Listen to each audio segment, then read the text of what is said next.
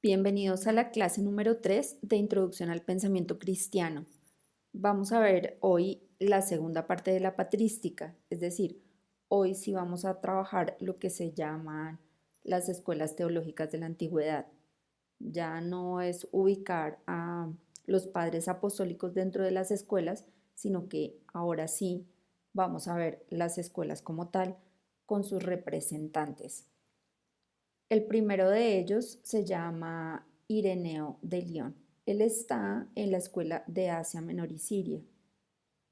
Entonces vamos a ver la ubicación geográfica para poder ubicarnos mejor.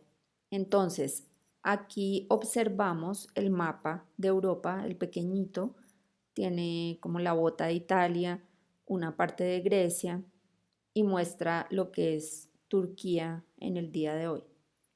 En el otro mapa, que es el más grande, observamos mucho más de cerca lo que es Turquía. Entonces allí está ubicado la escuela de Asia Menor y Siria con su representante Ireneo de León.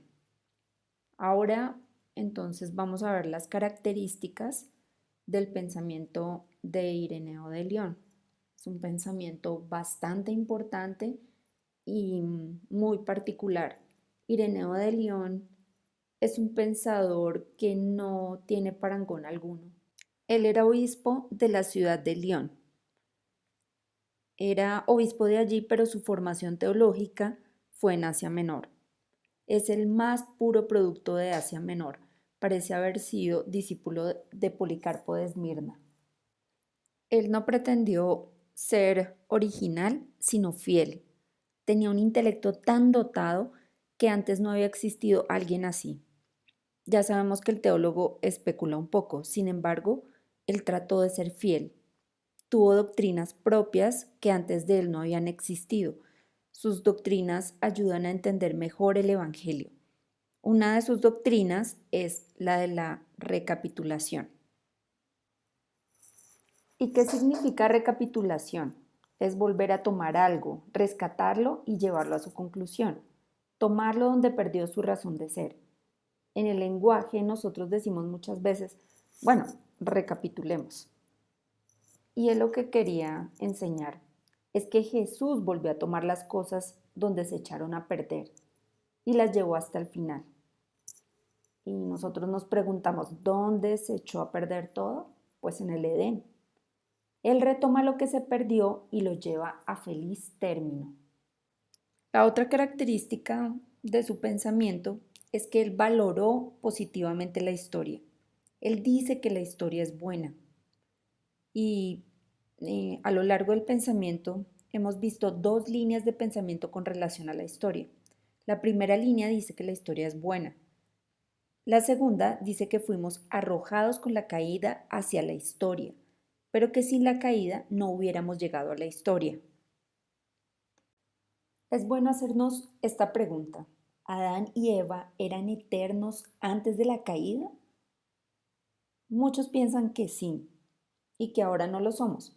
Piensan que la caída nos despojó de la eternidad.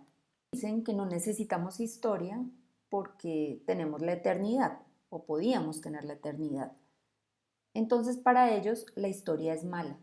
La gran mayoría de la iglesia piensa eso. Otra minoría piensa que la historia es buena. Esta postura dice que no por haber sido arrojados, la historia se convirtió en mala o en innecesaria. En realidad la historia estaba en el plan de Dios. Si miramos la Biblia en Génesis 3:22, cuando Dios dicta sentencia sobre Adán y Eva, los expulsa del Edén. Dios dijo, el humano ha llegado a ser como nosotros, conoce el bien y el mal, no sea que coma del árbol de la vida y viva para siempre. En este versículo se demuestra que ellos no tenían la eternidad. Es equivocado atribuir eternidad a Adán y Eva. Sin embargo, era algo que ellos hubieran podido tener. Ellos no tenían la eternidad como una certeza, sino que tuvieron la oportunidad, antes de la caída, de vivir eternamente. Pero ellos, con sus acciones, truncaron la eternidad. La historia era parte del diseño original. Dios quería que hiciéramos historia y en ese proceso debíamos madurar para luego comer del árbol de la vida y vivir eternamente. Adán y Eva tenían la madurez de un niño. Por eso es importante tener en cuenta que hay que diferenciar dos conceptos. Uno es la madurez y otro es la perfección. En la actualidad, con los avances científicos, podemos imaginarnos muchas cosas que nos pueden esclarecer los conceptos.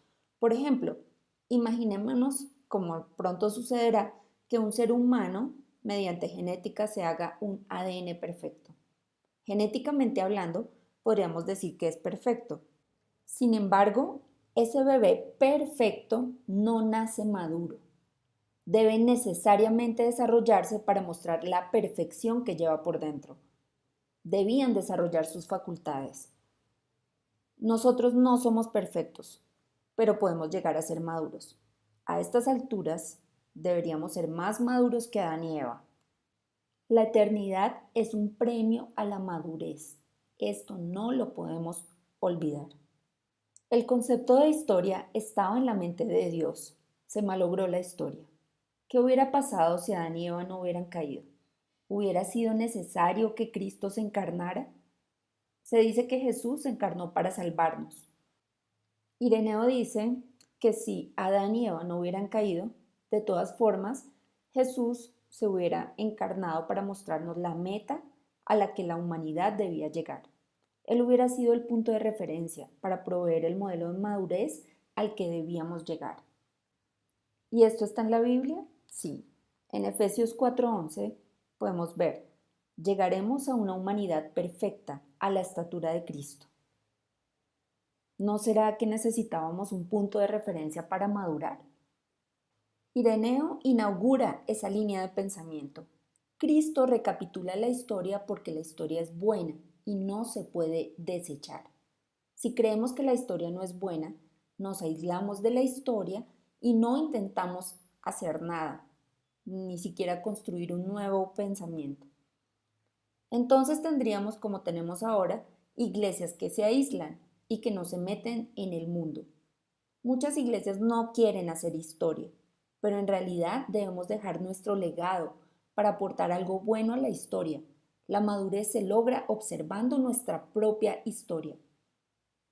Los cristianos que hicieron más por este mundo fueron los que más pensaron en el mundo venidero. El énfasis está en la vida eterna.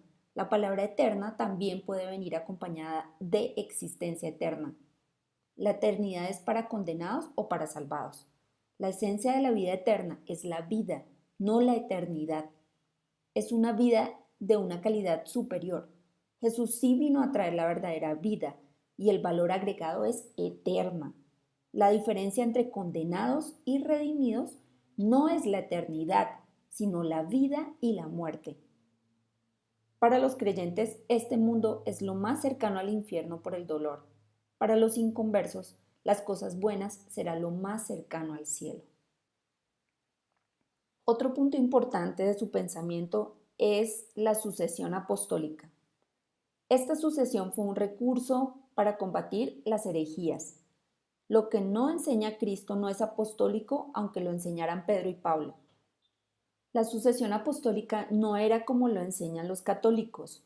La sucesión apostólica no tiene que ver con tener un apóstol en línea directa o que yo hubiera conocido, como lo decían con Pedro, sino con el mensaje confiable que dejaron los apóstoles a los que los siguieron sin permitir que el mensaje se distorsionara. El énfasis es en la enseñanza de los apóstoles más que en la personalidad de ellos en particular. Es decir, el mensaje tiene prioridad por encima de las personas o el mensajero. Y por último, es el primer pensador cristiano en buscar el sentido teológico de la historia. Él fue el primero que se puso a analizar para qué servía la historia, qué sentido tenía para Dios la historia y por qué nos creó con historia. Su teología se fundó en la Biblia y no en opiniones personales. Ahora seguimos con la escuela de Occidente o Roma y su representante es Tertuliano, obispo de Cartago. Los primeros pensadores, contrario a lo que todos pensamos, venían de Cartago y no de Roma. Aquí vamos a ver un mapa que nos indica dónde estaba ubicado aproximadamente. Durante varios siglos, África no fue solo el lugar de origen, sino el centro del pensamiento cristiano en lengua latina. En ella se forjó el vocabulario teológico que luego pasaría a ser patrimonio de toda la Iglesia occidental. En el mapa vemos el mar Mediterráneo, vemos la bota conocida de Italia y directamente al frente de ella, que es precisamente el norte de África, quedaba Cartago. Ahí en Cartago eh, es de donde salió Tertuliano precisamente y varios pensadores importantes como Agustín y Cipriano. En esta escuela se toma como representante a Tertuliano porque Cipriano siempre se consideró su discípulo y no alcanzó a tener la amplitud de visión y genio propio de su maestro.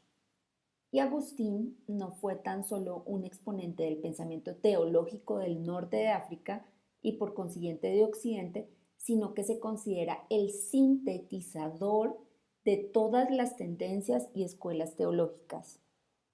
Los estudios jurídicos y retóricos de Tertuliano determinaron su forma de argumentación, pues en sus obras nunca abandonó las prácticas judiciales y su enfoque legal en temas tan diversos.